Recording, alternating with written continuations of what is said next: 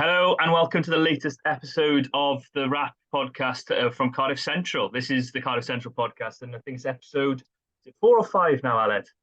I think we're on episode 4 now. I might be wrong. Four. I'm trying to rush us on, yeah. I'm trying to move us on as we go along.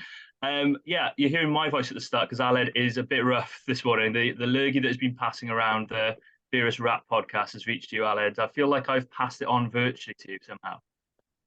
Yeah, I hope not. I think I might have caught it from my dad. He came up to watch the semi-finals, or possibly from my sister. It's just generally back to school bug kind of thing. I think it's just always this time of year. It kind of goes around in circles and lasts till about December. I think 'cause you kind of get fresh as flu in late September, and that becomes mid-October, and before you know it, people are just sneezing all the way to Christmas. So hopefully, I'll be hot on the mute and you won't be able to hear me coughing or anything. But Yeah, yeah, it's pretty stinking head cold. So hopefully, I get rid of it soon.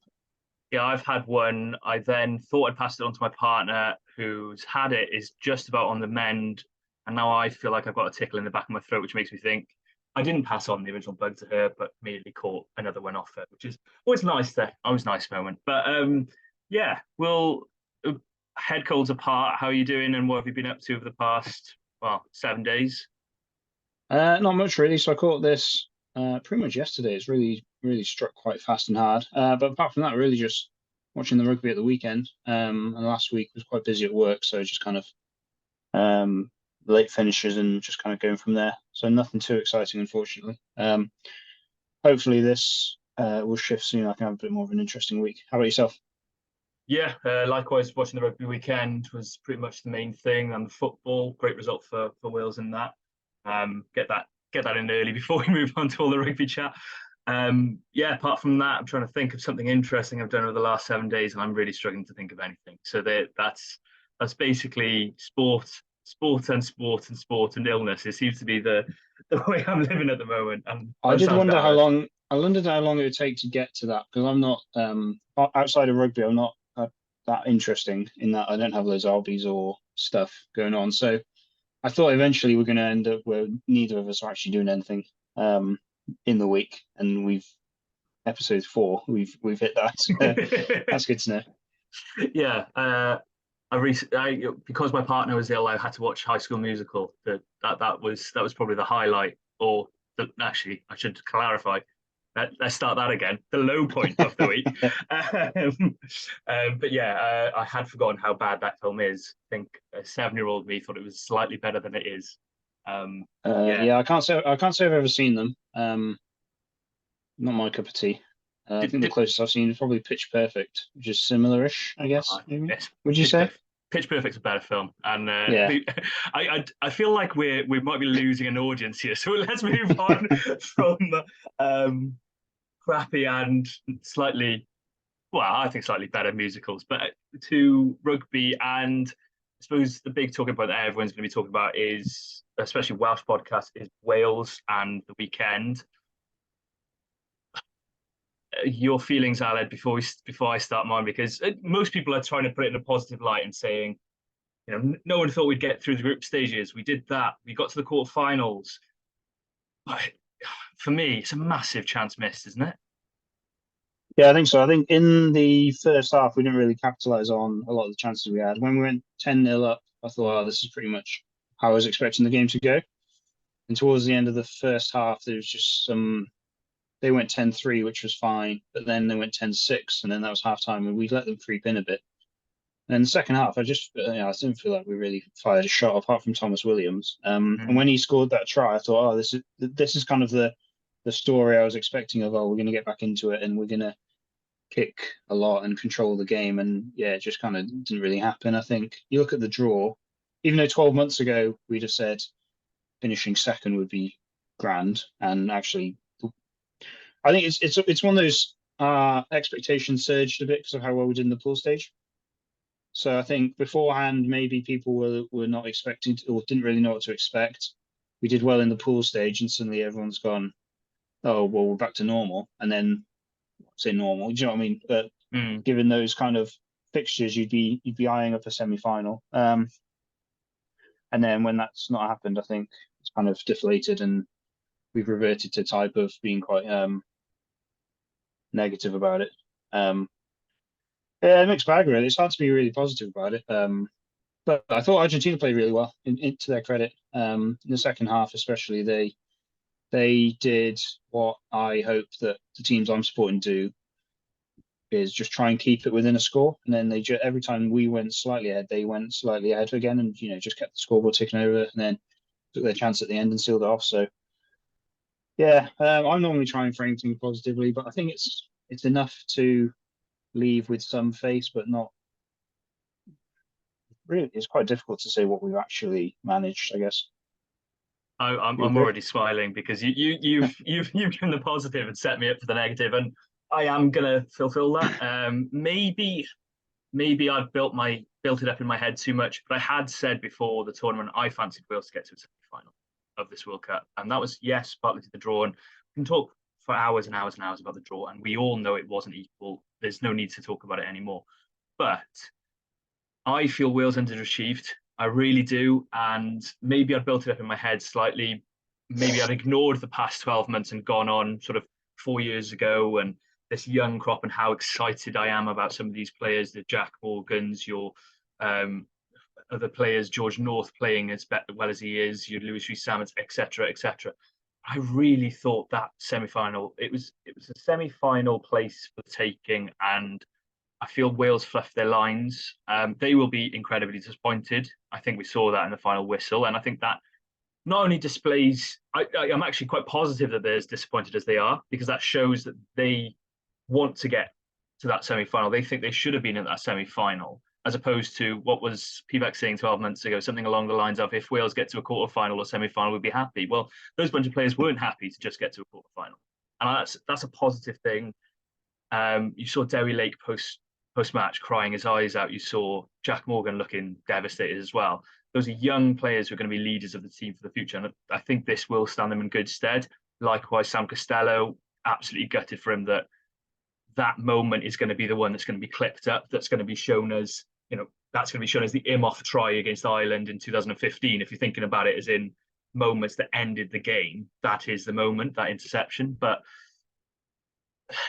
there's been so many positives from this, but I feel like that game wasn't a fair reflection of where this team is in some ways, but in other ways it was. I think it showed the inexperience of that bench, the fact that some players came on and didn't make enough of an impact off the bench. Yes, there were refereeing decisions here, there, and everywhere, as there have been in all four quarterfinals that people have debated, and maybe, I don't know whether Alan's got a stronger feeling on this. Personally, I felt Guido Petty got off ridiculously lightly, but to blame it on refereeing decisions would be wrong. Wales lost that game purely because of their own discipline and their own mistakes, rather than anything that a referee may have not penalised or penalised incorrectly. Yeah, I mean, I've not tried not to focus too much on the refereeing, just because it can go either way. I think I understood the logic of why it wasn't a card for Tompkins' head contact. I'm not sure I agree with it, because I think if you entered a ruck, any other ruck like that, it probably would be a card. So the fact that he's told him to release the tackle doesn't really change that for me. But actually, I don't think that would really change necessarily the outcome of the game. It was quite a big swing moment in the game. But yeah, I mean, you don't know. And a couple of other matches, as decisions could go either way, as there always will be. But I think Argentina just played better, and I think that's what you kind of have to focus on by the end of the game. Yeah, Aled, we've just been joined by our special guest this week. I hadn't alluded to him at the start of the pod, it's a bit of a surprise, but Macauley Cook has joined us midway through Wales chat. Macauley Cook, who is current Pontypridd captain, obviously ex-Cardiff rugby player. Macauley, did you catch much of the rugby on the weekend? All right, how's it going? Yeah, I did actually. They were pretty good games, weren't they? It's going to be hard to live up to it this weekend with the semis, I think, because some of the games were brilliant. But I'm a little bit gutted with the Wales game, and obviously I really wanted Ireland and France to win as well. But yeah, what a weekend of rugby. Yeah, exactly our thoughts. We were just talking about Wales as possibly a missed opportunity, but there's three other brilliant semi-finals as well. What was your high point of the weekend or highlight? Yeah, I was obviously disappointed with the Wales game. I think everyone thought we were quite favourites, really, didn't they? So kind of didn't turn out that way. But yeah, I thought the first half of the French game against South Africa, I thought they were unbelievable. France, the speed of ball was just something I'd never seen. Probably the best half of rugby that I'd possibly have ever watched in my life. I thought they were incredible, really, and just can't believe they didn't win. South Africa were obviously excellent as well, and had a game plan, didn't they? They were doing like things that was really bizarre, but seemed to pay off, like taking scrums off marks in their own 22 and stuff like that. So yeah, but it was a great game. Obviously, the second half sort of was a bit more tense then, not quite as high tempo, but a great game to watch. I really enjoyed. Yeah, I was going to say, Ponty are known for their forwards work. Are you suggesting to the coach in midweek going, hey, how about we do this? Like, how would we do this plan, taking scrums from our own marks in our own 22 and trying to get a penalty from it? Yeah, definitely. If I suggested that on the team meeting, I think I get laughed out, really. But yeah. But yeah, Aled, what did you make of those two games as well? Then, particularly Ireland, New Zealand, France, South Africa. I assume your favourite of the World Cup is coming from those two. Yeah, well, as we said last week, that it could have gone, I think, either way in both games. They're both really close. I think I picked New Zealand and France, just had a feeling that would be the final. You said Ireland and South Africa. So between us, we've got halfway there. Yeah, as Macauley said, I think that first half against France and South Africa is probably the best 40 minutes of Test rugby I've ever seen. That's just incredibly good. And the New Zealand Ireland game was also ridiculous. I think we've seen two of the best rugby matches I've ever seen within the space of 24 hours. The saving grace about the Welsh loss is, playing against the All Blacks in the semi-final, I don't think would have been too appealing necessarily, especially carrying some injuries. I don't know what you both think about that. I had a feeling that they just turn up, and when the All Blacks turn up, they really click, and they were just out of this world, really. So yeah, I don't know how do you think we'd fare if we had got past Argentina? Not great. I don't know. I think the semi-final was as far as we were ever going to go. I don't know if Corley disagrees, but I'd have been stunned if we hadn't beaten them in 70 years. Why? Okay, someone might have said round number, so therefore we're going to win this time. But apart from that, I can't see any other reason why we'd have beaten New Zealand. And yeah, I'm going to stick to South Africa to win the tournament. I still think that South African side. I actually said South Africa by a point to someone else the other day, and I was quite chuffed that came about. So, but yeah, my South Africa just looks so strong. That New Zealand side were brilliant, had some brilliant performances by the likes of Sam Cane and Ali Survey, and I'd be really surprised if they back it up this week. I think they'll get through past Argentina, but I don't think they'll play as well as they did last week. I think that was as well as New Zealand could play almost, and Ireland just weren't at it. That was my judgment. I don't know if Macauley feels any differently. Yeah, I agree. My thoughts on it, having like sort of reflected on the Wales Argentina game. Obviously, a lot of my mates, a few of my mates playing in the game, so really want them to win. But I just think it would have just prolonged the agony of losing again next week, because I think that was definitely, you're always in with a chance in a one-off game in the semi-final, but I think that was definitely as far as we were going to get, really, looking at the sides left in the tournament. So, yeah, it was probably just prolonging the pain if we'd have just waited another week and then, got knocked out next week anyway. But yeah, I suppose you'd have still had the third place playoff to play then as well, which would have been interesting. It would have been obviously a really good achievement to finish at third in the world. If we could have won that, if we had lost the semi-final. But yeah, it was always going to be a difficult task, and sort of would have prolonged the pain, really. I was just wondering, you mentioned mates there in the squad. What are they doing now? Are they having a week's off holiday? Are they flying back home? Do you know what their whereabouts are for the next week? Apparently, yeah, they've only got 2 weeks off. I've heard.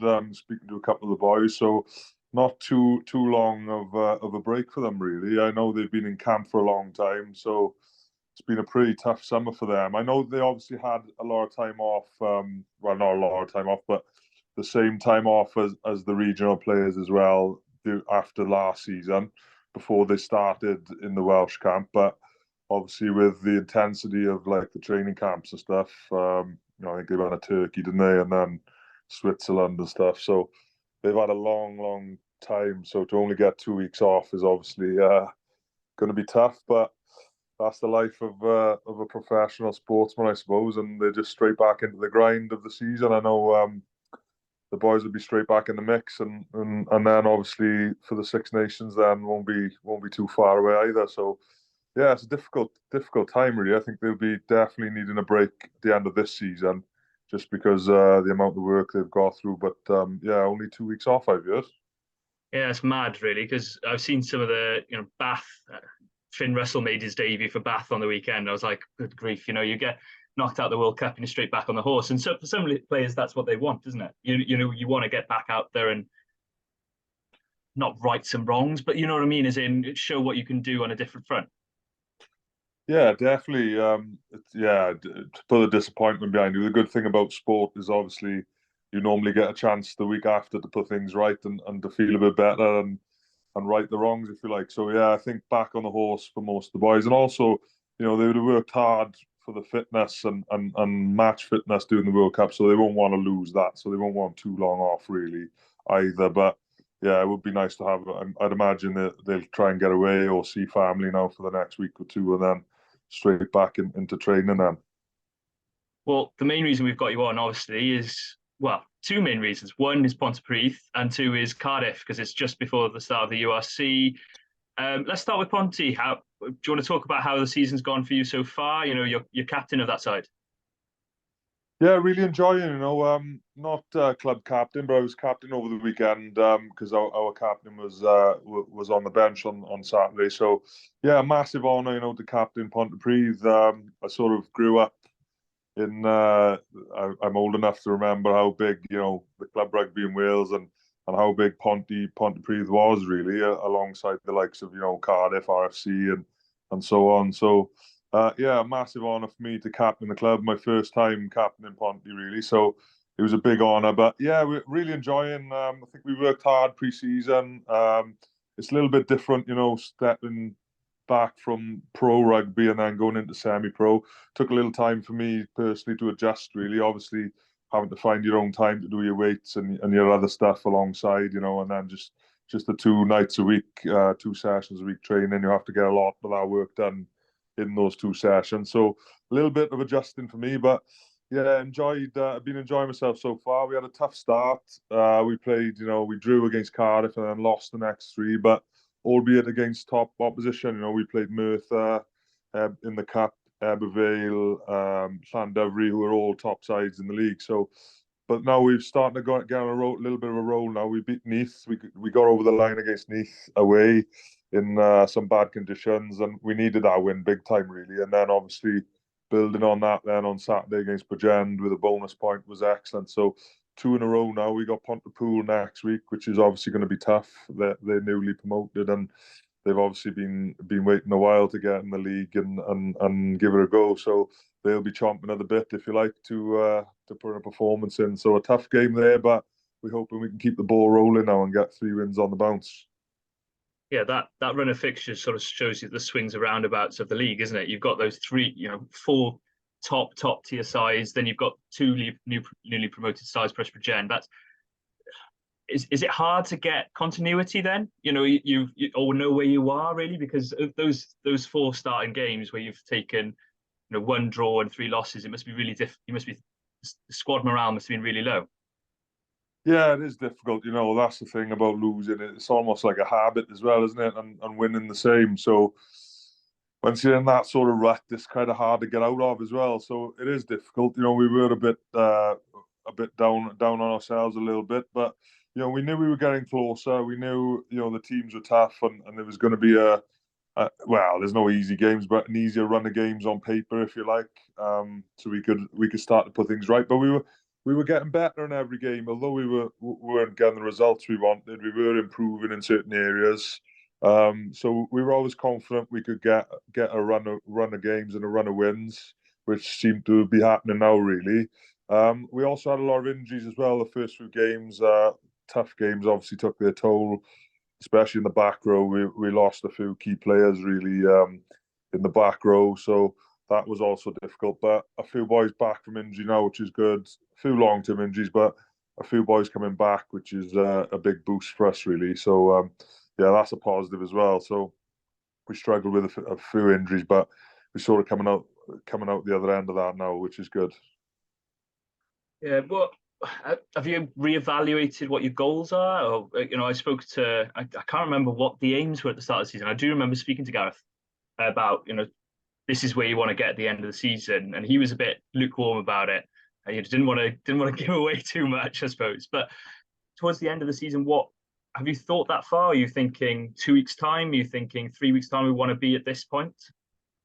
Yeah, it's a tough one to gauge, really. And it's my first season back in Wales for a little while in the Premiership, so obviously I didn't know a great deal. Although I watched a few games last season, didn't know a great deal about what was going on, really, who was on form, etc. But yeah, it's hard to really gauge. We'd recruited really well over the summer, so I think things people were sort of having high expectations of us, really. But things do take time to gel. You take time to gel and get used to each other and know how each other plays and work on things in training. So it has taken a little bit longer than we thought, really, with the boys coming in and sort of it weren't going to happen overnight and transform it. Because I know they had not a great season last year. Ponty really, I think they finished near the bottom last year. So it was always going to take time, but yeah, it was a difficult one to evaluate whether we were, everyone wants to say, we're going to win the league or whatever, but, you got to be realistic about it as well. But yeah, I definitely think we got to be ambitious and start looking up the league, and look for that top four and try and chase those top teams down because we're definitely capable of doing that. Looking around the squad we got a really good talented squad. We got some experience in the ranks as well. Like boys have been around the club a long time as well. Parker, Morgan Bazankos, boys like that who have been around Pontypridd a lot, and also myself, Gary, and boys like that with a bit of experience. But we got some youngsters as well that are really showing some talent. Especially backs wise, we're looking dangerous behind when we get it right. But it's about that sort of learning a little bit as well and knowing when to sort of go for it and when to hold on to the ball. Sometimes that little bit of decision making, which comes with experience sometimes. But we are a real dangerous side, and I think we're quite good to watch actually at the moment, which is good. Playing some nice stuff. So it is tough to evaluate, but I think we got to be ambitious and we got to look up the league. And it is a cliche and it is boring when you say it, but you got to take your game at a time. But it's almost true. You can't look too far ahead. You don't know what's going to happen injuries wise, whether we stay fit, etc., etc. So it is difficult, but I think if we can get this win on Saturday now against Pontypridd, we'll definitely be in a good position then to kick on. Confidence wise as well. I think that's massive for us. I think young squad. I think because we've got the 3 wins, then I think it'll be a big confidence boost going forward for us. You mentioned a lot of those youngsters there. Pontypridd has been a rich breeding ground for Cardiff Rugby over the last few seasons. The front row boys, Jared, obviously. Who are the players that we should be looking out for in a couple of years' time to possibly break into the regional ranks? Obviously, you don't want to lose them from Pontypridd, I suppose, but for Cardiff fans looking forward. Yeah, that's a very good question actually. Yeah, it's a little bit different to when I first was playing when I was in the academy and stuff. They'd loan out a lot of boys to these teams, but we don't seem to have as many academy boys down playing anymore from Cardiff. It's a lot of boys that are just contracted to Ponty and just with Ponty week in week out really. But yeah, a lot of young talent. The back line boys who have come from local clubs as well. Like Macauley, like Liam Lloyd, boys like that as well. Harvey Nash, etc. Obviously, he was with the Ospreys last year, but young boys who are big associations with local clubs that have stepped up as well. You know, have had their chance. Like Macauley Rowley, for example, played Ystrad last year. Ystrad Rhondda played really well. Have stepped up to Ponty, and you know, hasn't put a foot wrong. He's been excellent so far this season. And Liam Lloyd, the same. Boys like that. There's loads of boys I can name really in similar boat. So yeah, boys like that would be a surprise. You know, if they sort of had a good season or two, you know, could really kick on because they definitely got the talent. But yeah, it's hard to put your finger on really. But yeah, there's a lot of young talent there really, and it's exciting. And you mentioned you played those 4 big sides, so put pressure on you there. Which of those impressed you the most? Cardiff, Llandovery, Merthyr, Vale, those were, well, almost top 4 last season. Who do you see making up that top 4 come the end of the season, obviously alongside Pontypridd? Yeah, obviously Ponty. Yeah, I thought obviously playing against them all, I thought Llandovery were the strongest to play against. They were really dangerous. They played like sort of high tempo. They were, as soon as they got in behind, they'd offload and they seemed to score. So they were quite clinical. So yeah, I thought they were the team really that I was most impressed with, having played against them, and it was obviously on Sardis as well that they beat us. So Vale were obviously good away from home, and they're always good at home. So that was a difficult challenge as well. They kicked really well against us. They pinned us back, you know. So it was they were decent as well. So yeah, that would be the one really. Llandovery, I'd say, were probably the strongest. You heard it here first, Llandovery to go back to back. Alan, I was just wondering, do you have anything else you wanted to ask on sort of Ponty wise, or do you want to move on to Cardiff based? Yeah, so I just had the one question really. So this is the kind of last season in the Premiership in its current guise before this sort of elite development league competition. The EDC comes in. I was just wondering what's the kind of the vibe or the feeling at your level of you know, is this going to be a positive thing? Has it got issues? You know, that kind of is it a step in the right direction, or is it just kind of shuffling deck chairs around? Yeah, you know, it's a tough one, really. In all honesty, I'm not 100%. I know they're obviously shortening the league, and they to 8 teams, I think it is it? Yeah, I think it's 8 to 10. Yeah, 8 to 10. Yeah, I'm not sure how the structure is going to work because I've heard that each region will get a guaranteed side in that league. Then, so there's actually not that many places up for grabs. Then, when you think about it, if each region have a team already in the league, no matter what, and then it's obviously a big fight for the last 4 to 6 sort of places, really. So, yeah, it's been talked about amongst the dressing room a fair bit, you know, amongst the boys and stuff. But yeah, not a great deal from the coaches and stuff, really. Like you say, we just gotta do as best we can in the league and just hope we can make that sort of league. I mean, it would be disappointed if Pontypridd didn't make that cut because obviously it's a massive club with a big history. But yeah, you've got to earn that as well. So we're just looking. We are obviously taking it game by game, but yeah, that is in the back of your heads as well. You do obviously want to play in that top league, and I'm not sure what it'll mean as an entertainment. Really, I'm quite enjoying this. I know it's a big league this year. Some teams, Pontypool, obviously come up, but I think it's definitely good the way it is at the moment. So I'm not sure why they're actually changing it too much and tinkering with it too much, but. Yeah, I'm a big fan of relegation. I am as well. I think it makes things more exciting. Relegation and promotion. You know, that's why football seem to have it right, don't they? I know it's different in football. There's a lot more teams, a lot more money, etc. But I like the thought of relegation promotion. I think it gives teams things to play for them, doesn't it? It's not just a dead rubber towards the bottom of the league. So that's a positive as well. So.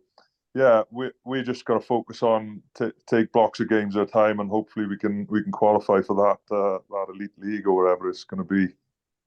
Yeah, it's interesting you mentioned that relegation because I spoke to a few of the WIU on that topic, why they haven't included relegation. Their reasoning was if there's no relegation, if there was a relegation, teams would be less likely to play their inexperienced players because they need to win games. And the whole point of this EDC is to promote young talent, academy talent, have those players who maybe slip the net between 22 and 25, have them have an opportunity to play. I suppose you know yourself, you're, I don't want to say an older statesman, but you're not 25. Let's put it that way. For you looking at that, what does that say to you? Are you excited to bring these players forward, or is that a little bit, I don't know, threatening your livelihood in a way? I don't want to put too much of a dampen on it, but is that something that's crossed your mind at all? No, definitely. As I think, definitely in the professional game, as you get older, you start thinking about the younger players coming to take your position, if you like, in your job. Yeah, it is. It's cutthroat at the end of the day. Is sport, isn't it? So, yeah, yeah. Obviously, it's about winning games as well, isn't it? Really. So it's about that balance. I mean, a lot of sponsors and stuff invest a fair bit of money into these clubs. Still, even in this climate, it's a lot of money at stake. So I think clubs definitely want to win more so. But yeah, I think definitely important to breed these youngsters, breed youngsters through as well. But again, they have to earn their stripes as well. If they're good enough, if they're playing well enough, then I'm sure they'll get games as well. So I think it's about that balance, really. Winning games is obviously important at this level, but also bleeding youngsters through is also important for the future as well. So it's about getting that balance, and that's a difficult task sometimes, isn't it? Getting the right balance with that. Just before we move to Cardiff, it would be remiss of me not to mention Jersey, because obviously you were there last season. You moved prior to the announcements happening.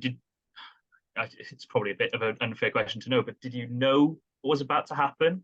And also then, as a result of, what has been reaction to what's happened, and what give an insight into some of those boys' heads at the moment?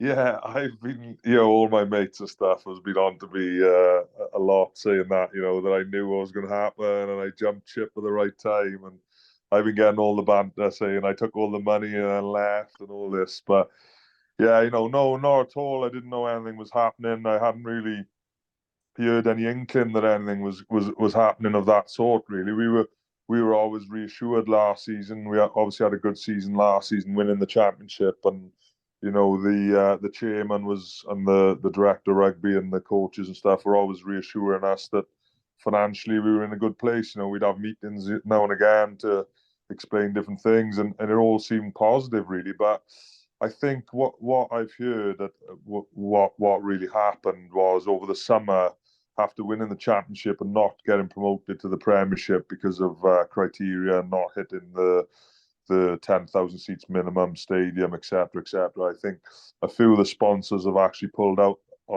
because of that, really, because they sort of hit the ceiling. That's what I've gathered from what I've heard, really, that some of the sponsors have thought, well, what's the point in us ploughing money in if that's all they can do, sort of thing, and they're not going to get promoted anytime soon. So you can kind of see it from that sponsor's point of view as well, obviously, and the climate as well haven't helped. I think rugby in general is struggling at the moment, and at club level. So yeah, but I heard the boys.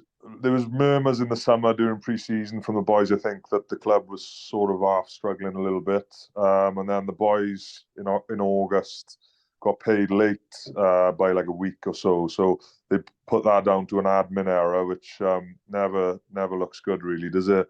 So I think the boys sort of were panicking a little bit after they got paid late that 1 month, and then yeah, it just sort of happened in September. Then just got brought in. I think they were playing Cornish Pirates, and they were supposed to be flying or meeting in the airport at like 8 o'clock, and they got told to go in for a meeting at 7 a.m. and then they got told by the chairman and a load of lawyers were in the meeting as well that they'd ceased trading. So yeah, I'm just absolutely devastated, to be honest, for my mates. Some of my best mates are still there now. I made some great friends over my 3 years, and I'm just absolutely gutted. Gutted for the coaches as well. There's a good group of coaches and staff. Just devastated. We built something special. Over my 3 years, we just got better and better every year, and it's kept the core group of boys together, and obviously won the championship last year, which was unreal. My best season as a rugby player, really, my most enjoyable season, playing it, winning every week, and winning that league with the boys, with a bunch of boys that were outstanding, you know. So I just feel for all my mates more than anything, losing their jobs, you know, all obviously scampering for different contracts and stuff now. But, you know, the time of year it is, you know yourself that it's difficult. Teams have obviously filled their rosters, if you like, filled their squads for the season. So there's not a lot of room and not a lot of contracts floating around at the moment. The market's quite saturated, obviously, as well, with so many players up for grabs. There's so many teams gone pop, you know. So it is difficult at the moment. But the thing is, there's such a talented group of players in Jersey. You know, I think eight or nine of them or something have been picked up already. But there's such a talented group of players. They could do a job at the top level, you know. So I'm sure you will see a lot more of them get picked up. We're actually doing quite well out of it from Ponty. We've got Ben Bonnell back, who's obviously a good player, which is great for us. You know, obviously, you don't like to see it from Ben's point of view and as Ben's mate, you know. It's not nice to see him lose his job as a professional, you know, and come back to us sort of thing. But I'm sure he'll get picked up, you know, alongside your likes of Alan Lawrence, who was absolutely outstanding for Jersey, you know, for the last few years. He was definitely one of the best players there in my time. And you know, for him now, obviously, whether he'll pick up a club, you know, we'd love to have him in Pontypridd, but, you know, he's almost too good for us in a way, you know. You don't like to say it, but he could play at the top level easily, you know. So I'm hoping these boys, and obviously my mates, I'm hoping they all get picked up, really. So yeah, time will tell, but it's a difficult time. Yeah, during the World Cup, we were talking about tier 2 players that we'd like to see at Cardiff, and you've sort of done our job for us there. Sort of talking about the talented crop at Jersey, you know, that have it's a really sad story, really, and it is a story that's, as you say, reflective of rugby in general. Let's move to Cardiff. I've tried to segue. I almost managed it successfully, and then really cut through it horribly. What are your hopes for Cardiff ahead of the season? You know, you've obviously all the talk behind the background last season. Things happened. Let's put it that way. And then you had the summer of upheaval as well. But they are current Welsh Shield holders. What's your hopes ahead of the season? Yeah, you know, obviously playing there for so long, I'm still a big fan myself. You know, a lot of my mates still play there, albeit they're quite a young squad at the moment. I wouldn't know all of them, you know, having not been there for 3 or 4 years now. But yeah, some of my mates still play there, so I'm still a big fan. You know, I went down to watch a couple of games last year, the Dragons and stuff, against the Dragons and the Derbies and stuff when I got a chance. So yeah, I really hope they do well. You know, difficult. You know what happened last year, and you know a lot. It was difficult to see, really. You know, being friends with Thomas and the Di and the family as well. You know, it was actually tough to see. But yeah, I hope they do well. Obviously this year, for my mate's sake and for the club's sake. You know, I know obviously Matt Gerrat being head coach now, know him well, jockey obviously through my time there. So I think he's a great coach. He was excellent when I was there. He was just the attack coach when I was there, but obviously a different role for him now, a bit more responsibility for him really, and a bit more work for him if you like. But yeah, I think it's obviously it's going to be difficult with the squad size and a lot of youngsters to compete every week. You know, if there's a number of injuries or whatever.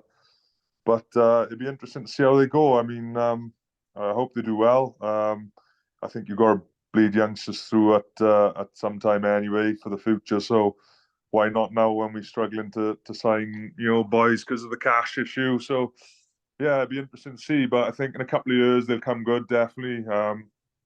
A lot of young, good talent there. So yeah, it'd be interesting to see. You mentioned the young talent. Who is there a name or names that you're particularly excited for this season? We've talked about it a few times about the likes of Alex Mann, those boys, for the backs as well, the Beethams, your Winnets. Who are you excited to see this season? Yeah, definitely. I've actually coached Jacob, which is showing my age now. Beetham at under 18s only briefly. You know, I was bloody forwards coach or something, so didn't have much to do with him. But yeah, I recognise he was a great player at the time.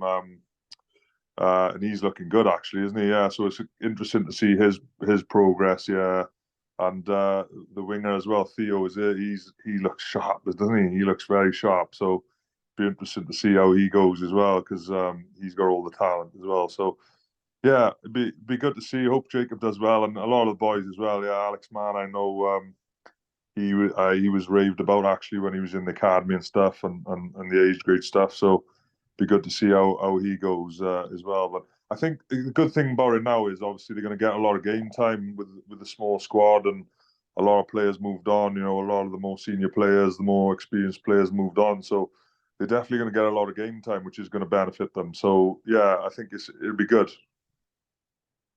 Yeah, it's you mentioned there previously that those players that might have been playing for Ponty will be getting the chance at the regional level.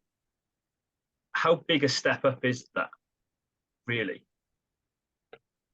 Yeah, it's obviously a massive step up. The speed of the game is a lot faster at that level. You know, you've got to be fitter.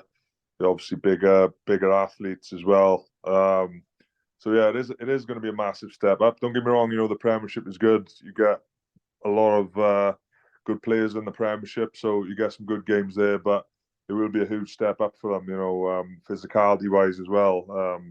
That's more so the step up really for that age, really, isn't it? At that sort of academy level is the physicality. You know, you're playing against men, big athletes, you know, physical athletes. So that'll be interesting to see. I'm sure they'll be able to cope with the speed and that with their fitness, but it's that physicality that will be the step up and the test for them. But you know, they'll be chucked in the deep end, I'm sure, and it'll almost be sink or swim. But you know, I'm sure a lot of them they'll grow with experience as the season goes on. Really, so yeah, it'd be good to see.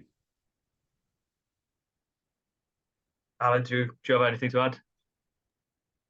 No, not really. I just suppose just to finish off, obviously the Cardiff were quite heavily impacted by the off-season stuff and the financial kind of side of it, but what the other regions were, I suppose, just where do you see Cardiff finishing in the league, and who do you see, which Welsh region do you see coming out on top at the end of the season, really? Yeah, it's interesting, really. I think obviously everyone's in the same boat, aren't they? I think you know, financially speaking, I think a lot of the Welsh clubs are struggling. So it's not just Cardiff. I'm not sure what whether I've heard rumours that Cardiff there's a bit of investment coming into Cardiff as well. Which, if that's true, you know, I'm not sure how true it is, but will definitely help. So yeah, it's interesting. I think the Dragons actually will surprise. I think this year, to be honest, but I might be horribly wrong. Who knows? Obviously rooting for Cardiff, but I think the Dragons will definitely surprise. You haven't lost too many boys internationally. I think how many is it? 5, is it, something like that? So I think they'll be strong. But yeah, I'd be interested to see. Obviously, hope Cardiff do well. I think with Thomas Williams and Corey Domachowski and the boys back from Wales, I think that'll obviously be a massive boost. But how many games you'll actually get on for is another thing. So obviously with the Six Nations and so on, and they'll obviously be tired now as well from the World Cup. So whether they want to rest them a little bit and not overplay them up until Christmas, which will be another thing. So yeah, again, it'll be interesting to see. But I think the Dragons will surprise this year. You picked Dragons-ish as your Welsh Shield winners. There was sat on the fence. you picked Llandovery as your Premiership winners. To bring this chat full circle, I suppose the only other one to ask you is who's your World Cup winner? Yeah, that's a question. I think I'm gonna have to go with South Africa and agree with you boys. I think because they just looked so strong last night and physical, didn't they? And they were bringing forwards off after 45 minutes and bringing Snyman on and boys like that. So yeah, they just seem like World Cup time as well. You know, they always seem to come good World Cup time, don't they? A bit like England, unfortunately, they always seem to come good World Cup as well, don't they? But yeah, I think South Africa will just about beat the All Blacks in the final. That's my prediction. There we go. We've got everything there. Thank you so much, Macauley, for taking the time to talk to us. No problem. Thanks for having me. Cheers. Enjoy. Yeah, thank you very much. Cheers. All the best for the season. Boys. Thank you, boys. Cheers. Bye. Bye. Well, that was great to have him on, talking about such a variety of topics, wasn't it? Yeah, so our first guest, obviously quite excited to speak to a former Cardiff player and someone who's been involved in lots of different levels, I suppose, because you've got the English Championship, the Welsh Premiership. You know, he played for us during the Challenge Cup run as well. So It's always good to get a guest on, speak to different people, because I don't really know what I'm talking about. A lot of the times I just stand in the south stand and disagree with the ref when he penalises us. So it's nice to see someone who's actually got a bit of insight into the game, as in the actual playing of and around South Wales. Yeah, and it's quite a unique perspective, obviously coming from Jersey and all that's gone on there. He's seeing both. He talked there briefly about the Pontypridd side of things, where you're not getting as many academy players. We've talked positively about what this means for the regions, all these young players coming through, how excited we are to see them. But in reality, those are a lot of players that would have been playing for the Premiership.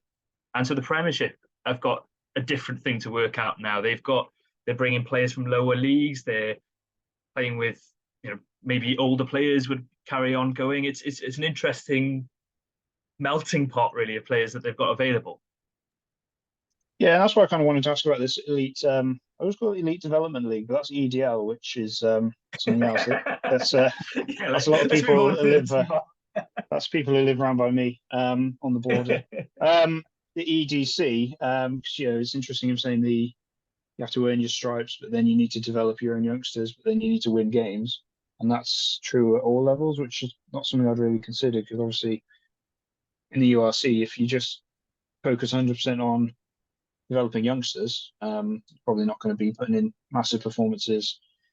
And then if you just focus on winning games and playing your seniors or your first team every time, you're not developing any youngsters. So it's kind of a chicken and egg or double-edged sword, which one of them, about what takes priority, and it kind of has to be a balance. And it's going to be an interesting season to see who gets that balance right, and how we all kind of progress through the league. And I think what will be good is a lot of people are interested in individuals and these sort of characters of, your Alex Manns or your Kabangas, and seeing the connection with individuals and how they progress. I think you said in the first episode that your ambition is that we finish the season stronger than we started, which has often been a kind of a failing point of Cardiff in the past. So one thing I'm interested in seeing individuals and how they progress, and hopefully that those individuals are finishing the season in stronger positions, so that by the end of the year that we're not talking about,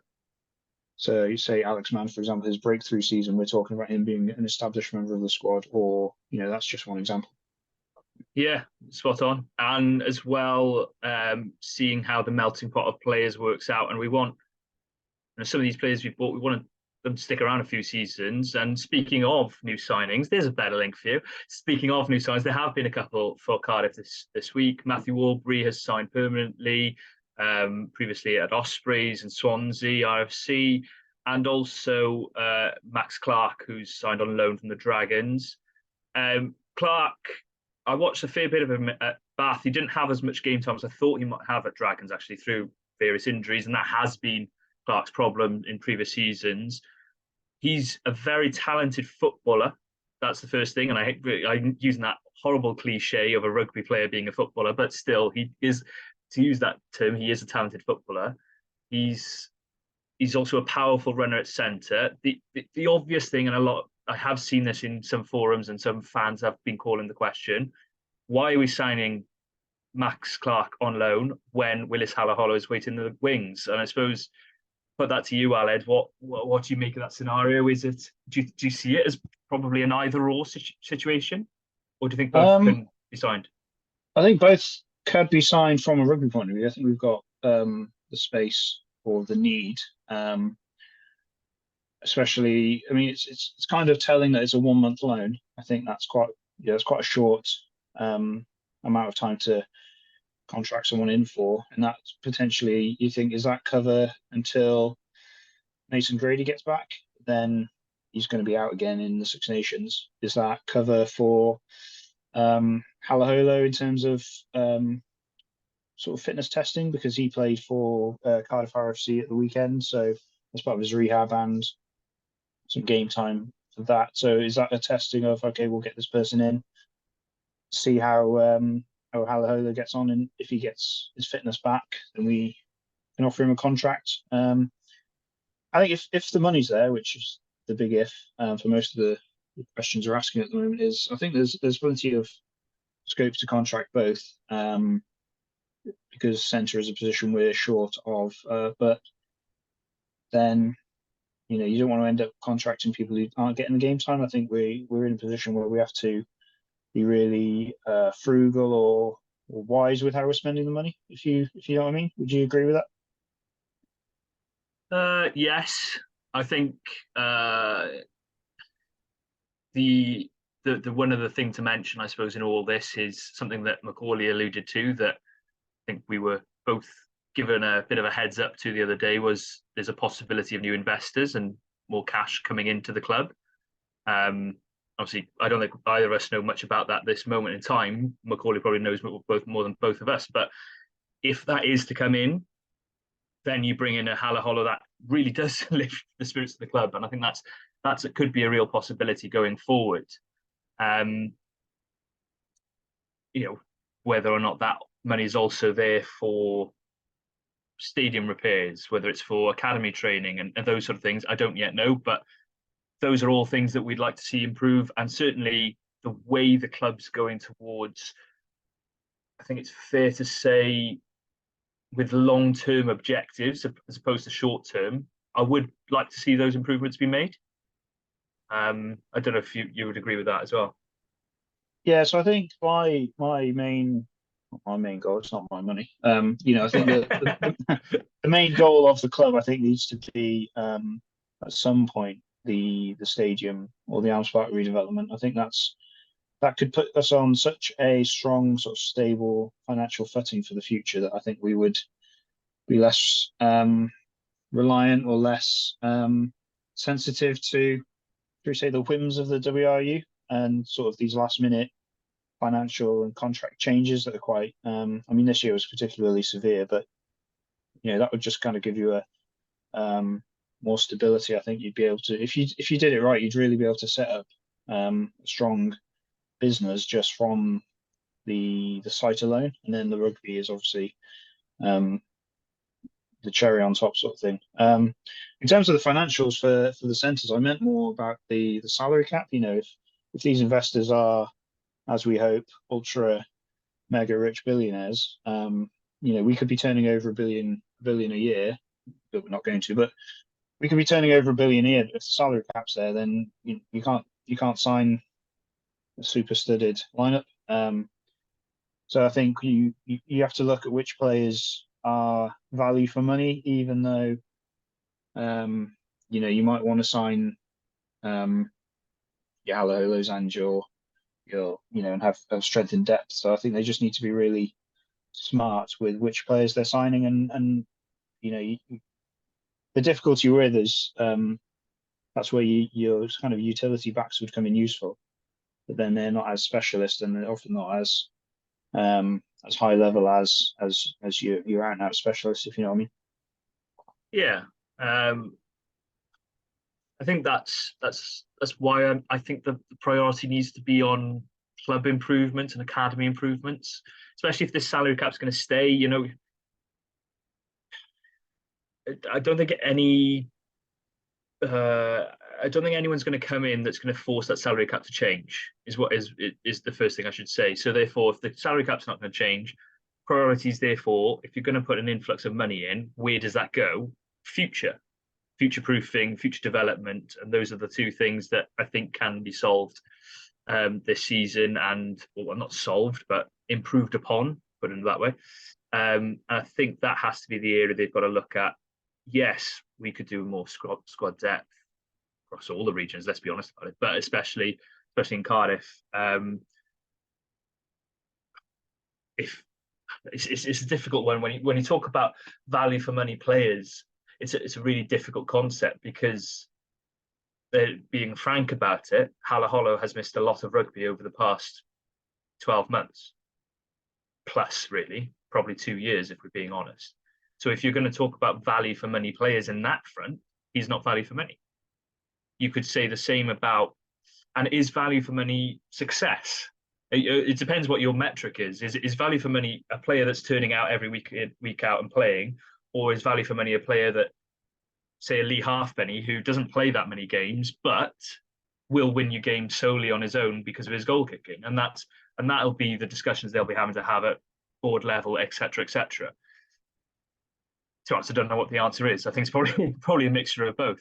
Those players that are available to play week in, week out, your club stalwarts, your Josh Turnbulls, who's turning week in, week out, and regardless whatever position, he'll turn up at tight head prop this season, regardless. That sort of player, plus a bit sprinkling the stardust, and that's probably where the regions are lacking this season compared to 10, 15 years ago. If we're talking Ospreys, Galacticos, your Ben Blairs, your Xavier Rushes.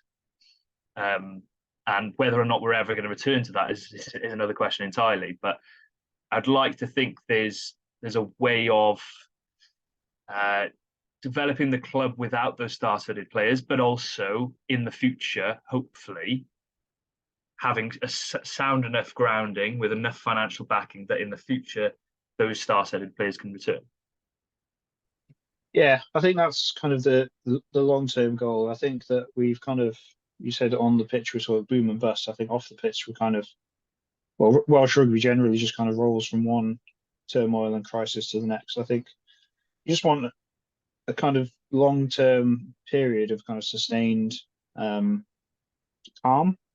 You kind of want, and whether that comes from the WRU with the change in sort of governance that they've had there, whether that comes from, because one thing I really will like to moan about the WRU, and that's a favourite pastime, but we've got the union we have, and I think that just constantly kind of looking at them, and I think if some answers are going to come from them, but some aren't. I think that you kind of be asking your own club to kind of, right, well, this is the situation we're in, so kind of what are you doing about it, if you know what I mean? And I think we kind of need to circle our own wagons at club level first, and that's where I'd rather see a kind of influx of investment go. And then that's what I was saying, that would kind of give you the footing that then hopefully we get a kind of I'd say better direction or strategy from the WRU. But if not, we're not as reliant on these kind of last minute or drastic changes in strategy or financials or whatever. And as Macauley said or alluded to, no matter how bad things have got over the last year, at least we can go to the Arms Park and support Cardiff. You can't say for Jersey, you can't say for Wasps or Worcester or London Irish. And whilst that was going on in the summer and all of this financial stuff was going on, I was quite anxious that was getting close to a real possibility. It's such a large part of my life, and I'm sure yours as well, that I can't really imagine too much worse of having that kind of taken away. So especially in certain areas, it's Jersey or Worcester, it's a massive part of the community. There's not massive like football in Worcester, for example. It's a rugby town, so losing that I think is a massive loss, and I wouldn't really wish that on anyone. So whilst it's been a kind of roller coaster of a year, at least on Saturday we'll pivot on that way. I'm going to be able to go and watch our team at the Arms Park. So on that note, I suppose we should talk about Benetton. Yeah, that is how you do a link, ladies and gentlemen. Fair play, because I was just about to do the same link, but you did it much more skillfully than I ever could. I've talked about this game a couple of weeks ago. I think last week we talked about it briefly, but still, I feel exactly the same about it. I think, no game is must-win game. People talk about must-win games in this league with no relegation. It's not a must-win game. However, in terms of a platform for where Cardiff can build, it's a huge game. It really is a huge game, and I'm so excited to see how it goes. I think Cardiff can win that game. I think that should be the main aim to do so. I'm still not 100% sure what Benetton will be doing with their players. Macauley there spoke about a 2-week off period for the Welsh lads. Are Italy going to do the same thing is probably the first question to ask. Are Italy going to have a 2-week rest period, which would mean they come back next week, which is what we alluded to last week as possibly a hopeful one, and why this could be a really good opportunity for Cardiff to get Benetton when they're slightly weaker. I personally, the way the off-season has gone, I'm going to back Cardiff. I think Cardiff will win this weekend. And I honestly I don't think I'd have said that with as much confidence 3 weeks ago. But then again, I did say the same thing about Wales against Argentina. So don't take my judgments as much. But I do think Cardiff will win this weekend. Yeah, I think it's this first game of the season, it's so up in the air. I mean, Benetton, I looked at their social media. In their off season, they've beaten Ulster, Zebra, Perpignan, and a team called Rugby Pays or Paisi. I think it's an Italian kind of community team. So apologies if not that there will be. If there's any Italians listening, I've mispronounced that. So I think they've had a good off season, and we finished one place above Benetton last year. We beat them in the regular season. They beat us in the Challenge Cup quarter final. So I think we've got a good test of where we are in terms of how disruptive the off season has been. Because if they turn up and absolutely batter us, it'll probably be a bit of an eye opener. Actually, we're probably in worse condition than we thought. But I think we've had quite a good off season in terms of the last month or two, as in pre-season, I should say. And yeah, I think if there's a good home crowd support, it's, as you said, it's probably as close to a must-win as we could get, really. And yeah, I think they'll do well. I'm interested to see how they go. I think there's enough threats in the backs, and there's still enough experience in the forwards that we should be able to play how we want to play. And I am going to back them to win. I'm going to say Cardiff by about 5.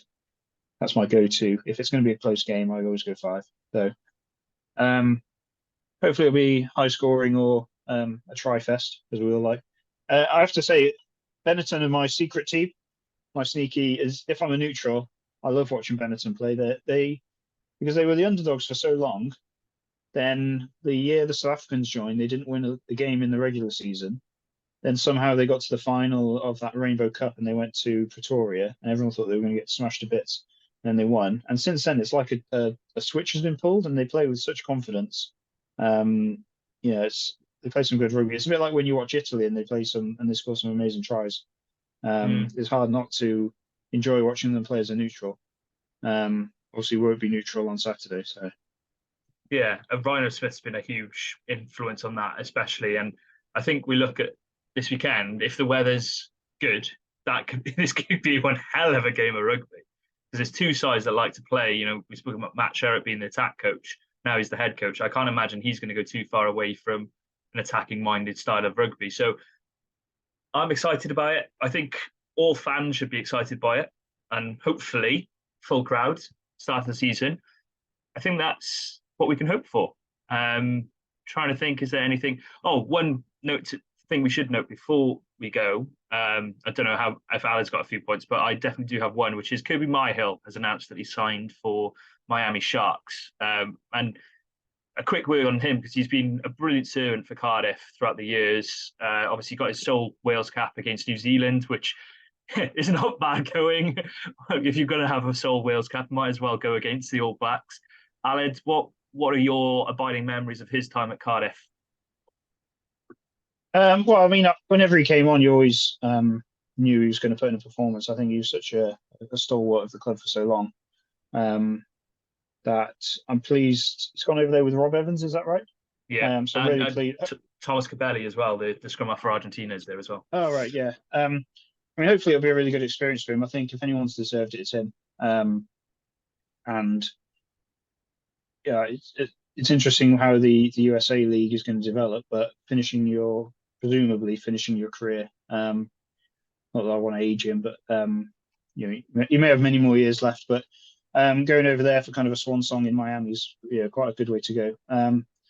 They play in blue and pink as well, so he's obviously tried not to wander too far from the Cardiff kind of vibe. But very jazzy kind of strip. If I'm going to adopt a USA team ever, I might have to do it. The Miami Sharks in honor of Kirby. Yeah, echo that. Brilliant servant. It deserves. If it was his swan song, fully deserves it from a Cardiff's perspective. Did you have anything else you wanted to add, Aled, before we Yeah, I close up? suppose I've just seen Josh McLeod has been named as the new Scarlets captain for the season.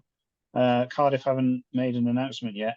I would have assumed it was Turnbull, but I did actually see a post by them saying that they would announce the squad captain in due course. So that leaves me to ponder if it's going to be Josh. If it's not, or basically, who would you have? Would you stick with Turnbull, or would you use this opportunity of kind of a fresh squad with new faces to would you stick or twist basically?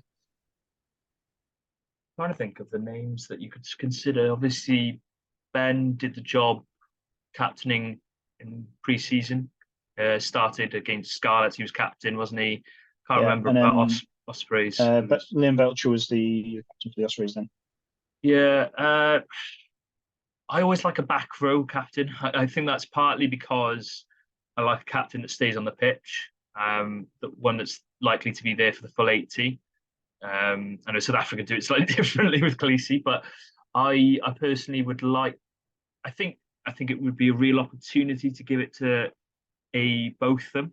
Both of them would be a good name. Maybe on the flip side of that, it'd be good to see him get regular game season and have a season where he just starts almost every game. That'd be lovely to see from both of them this season. Maybe that'll be the priority first and foremost. Then maybe next season you look at him as captain. So I've always thought Turnbull's done a brilliant job when it comes to presses. Obviously, Welsh speaking, can do the Welsh, can do the English. He's always a very polite, very courteous, but honest character. And I think his, in terms of interacting with the media and therefore as the conduit to the fans, I think he's always been a very good club captain in that respect. And as we mentioned before, he will turn out in whatever number you put on his back, and he will give you 110%. And I think that's all you want from a captain, really. That's the main thing you want from a captain, is to lead by example. And I think Turnbull has always done that. So if it comes down to, Turnbull losing it or another player who's been there for a while getting the opportunity, I think I'd stick with Turnbull. But if you're going to go for a younger opportunity, I'd like to see both of them have a shot. Don't know if you agree. Yeah. Sorry, I sort of Yeah, no, I agree. I really like Turnbull. I think, as you said, he's a real good role model, which I think we really need at the club in terms of some of the cultural issues we've had. He's also quite, as you said, he's speaks well in that when I say he's outspoken, he's not, like gobby. I mean, he's with a lot of the stuff with the strikes during, or the potential strikes during the Six Nations, he was quite vocal, but in a good way. He doesn't back down off the pitch or on the pitch. So I think I wouldn't mind seeing him as captain with maybe a vice captain, and then that's how you bring in kind of a younger player, whoever that would be. I'm the same in that I traditionalist in terms of having a captain within the scrum, whether that be second row or the back row, just because it kind of makes sense. You're kind of next to the ref a bit more, I suppose. Whereas I think the weirdest one I've seen was when Stuart Hogg was captain for a while as at fullback, and every time there's a decision, he has to run from the outfield to have a chat to the ref. Whereas, I think it's telling that most of the best kind of captains are second row or back rows. I might get flack for that because there's probably some amazing captain I've missed, but it's just kind of that kind of thing. I was gonna mention the Will Carling, Sean Fitzpatrick, Sean Smith, but let's move on. There's always exceptions to the rule, aren't there, Alan? Yeah, it's just personal preference, I think. Yeah. Which just kind of makes sense. And I agree. You couldn't ask for a better captain than Turnbull. So whether they offer it to him or not, we'll see. Hopefully, we'll find out this week and then start seeing some team sheets for the first game of the season. I'm very excited. Yeah, very excited. I think that's unless we've got anything else to add, because it's been a bit of a longer one, but I think that's the aim going forward, is to have a few guests on going forward. And I think Macauley was really generous with his time, talking about all sorts of different topics. And if we can get more guests on like him, we will endeavour to do so. But thank you very much, I think, for listening to the pod. do you want to close up, or shall I close up? I was just about to start. I was going to let you do it, but you're kind of floundering now. So Well, yeah, thanks. I thought you could let me flounder. You could just let me just sit here, just waffling away, or you could save me, whichever you want to do. To be honest. Yeah, thanks for listening, everyone. We've really enjoyed this, and it's great speaking to former Cardiff players. If you want to get on the Super Brew URC predictor, that kind of starts on Saturday, obviously. So get your predictions in. I've already locked mine in. I'll probably be wrong, but I've done quite well in the World Cup, so we'll go from there. And yeah, hopefully have a good game on Saturday. And fingers crossed, we are going to start the season not how we ended last season. We start this season how we started last season. Thanks very much, and hope for the win.